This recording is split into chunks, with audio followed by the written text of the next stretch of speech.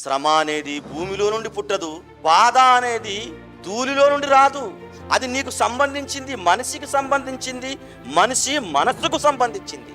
ఎందుకంటే క్రింద మాట్లాడుతున్నాడు చూడండి, నిప్పురవ్వలు పైకి ఎగురునట్లు నరులు శ్రమానుభవమునకే పుట్టుచున్నారు. పుట్టే ప్రతి ఒక్కడు ఎందుకు పుడుతున్నాడంటే వాడు రాజు అవ్వడానికో, మంత్రి అవ్వడానికో, కలెక్టర్ అవ్వడానికో, యాక్టర్ అవ్వడానికో, డాక్టర్ అవ్వడానికో పుట్టడం లేదు. ఎందుకు పుడుతున్నారు? శ్రమలో అనుభవం పొందడానికి. శ్రమలలో నీకు ఎంత అనుభవం ఉంది? శ్రమలలో నీకు ఎంత అనుభవం ఉంది? 10 సంవత్సరాల శ్రమలు అనుభవించావా? అయితే చాలా లేత ప్రాయం. 20 సంవత్సరాల వరకు కష్టాలు అనుభవించావా?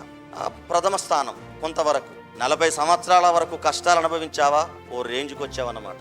అయితే 50, ఇంకా ఇంకా ఇంకా 60, 70, 80.